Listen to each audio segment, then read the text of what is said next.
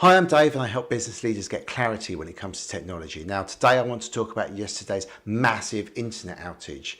Now, it's fairly unusual to get such a big outage, so I thought it'd be quite good to kind of talk about why that happened, what you can do to protect your business from these kind of outages. But I want to kind of do a bit of a technical dive as well, and kind of so you can understand kind of this in a bit more of a broader context. So generally when the internet's crashed in the past, or there's been massive outages, it's been caused by one of two things. The first one is the DNS, the domain name service. So if you put in google.com, it turns it into a series of numbers, and that's how you get to a particular server.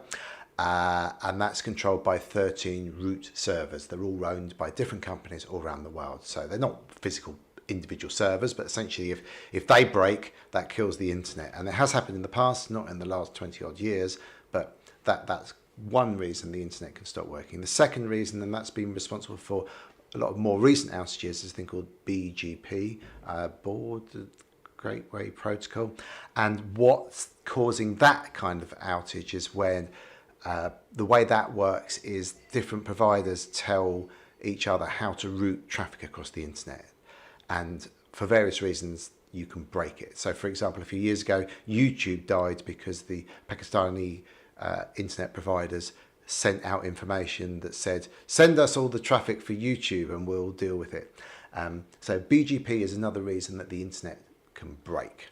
But in this case, what happened yesterday was quite interesting. So it seems like Google made a change to quotas on their API. That's what they've said. I'm not quite sure exactly what that means, but certainly they made a change that took out all of Google's services. That then cascaded through and took out all of Cloudflare. Now, between those two companies, that's probably 20% of the internet. So loads of things stopped working. So if you're not familiar with Cloudflare, they're a provider and they provide content delivery for lots of different companies. So for example, if we looked at Netflix, when you want to watch a film, what these kind of providers do is they share the data from locally rather than you have to download it from the other side of the internet, the other side of the world, which would be quite slow. So these tools are quite good in some respects, but when we compare this to the Spanish power outage we had a few weeks ago, it's interesting because it comes down to a thing around entropy. Now, with the Spanish power outage, it's most likely caused by increasing the complexity in the power network, potentially. With the outage yesterday, it's caused by reducing the entropy. So there's less and less providers on the internet. It's been narrowed down to fewer and fewer providers. So you've got Microsoft, Google, Cloudflare, etc. They're responsible for an awful lot of the control of the traffic, which was not how the internet was designed. The internet was designed so the ARPANET was designed by the American military not to fall over. So yeah. So one of the interesting things here is that as we increase complexity, we need to make sure that the systems and processes we have in place still work. And this is a hard problem, by the way. So what do we take from this? Because maybe we're thinking about, well, I can't really run my business with a day of internet. So with the increase of AI usage, we're going to get more weirdness, more cyber risks. So there's no evidence this was a cyber attack, but it's possible we could have those kind of events happening in the future. So what do you need to do? Well, I think it's important to do a roundtable exercise and go, well, if we don't have the internet for a day, how does that impact our business? How can we communicate with our customers and our team? What other systems can we put in place to reduce the impact on our business? Now, for me, as a technology company, it's very difficult. I can't really do much without electricity and internet. But there's things that we can do to enable people to keep working to a certain extent. Now, a lot of people are thinking, well, what we'll do is we'll put stuff in our offices because that'll be more resilient.